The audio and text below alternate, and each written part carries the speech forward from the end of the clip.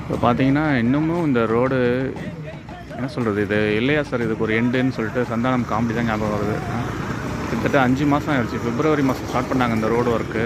பிப்ரவரி, March, April, மே, ஜூனே முடிய போகுது. 5 மாதமாக இந்த ரோடு இப்படி தான் இருக்குது. ஜல்லி கொட்டி அப்படியே விட்டுருக்காங்க. ரோடு ஸ்டார்ட் முடியுன்றாங்க. இன்னும் ஒரு 2 வீக்ஸ் முன்னாடி ஒரு மீட்டிங் போட்டு முடிச்சிருவோம், இன்னும் ஒரு 2 வீக்ஸில் கன்ஃபார்மாக முடிஞ்சிடும் அப்படின்னாங்க. அந்த சொன்ன டேட்டும் முடிஞ்சு கிட்டத்தட்ட 1 வீக் ஆயிடுச்சு. ஜல்லி மட்டும் கொட்டிட்டு வர ஸ்கூல் போகிற வரவங்களுக்கு கஷ்டம், 2 வீலரில் போகிறவங்களுக்கும் கஷ்டம். ஒரே டஸ்ட்டு, பொல்யூஷனு. சைக்கிளில் போகிறவங்க சொல்லவே வேண்டாம், இந்த ரோட்டில் போகவே முடியாது. நடந்து போகிறவங்களும் போகவே முடியாது. இது யார் தான் இதுக்கு ஒரு ஸ்டெப் எடுத்து பண்ணுவாங்கன்னு தெரியல.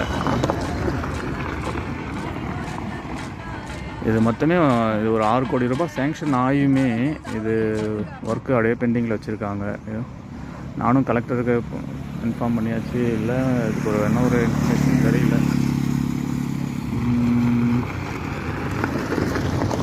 பார்க்கலாம்.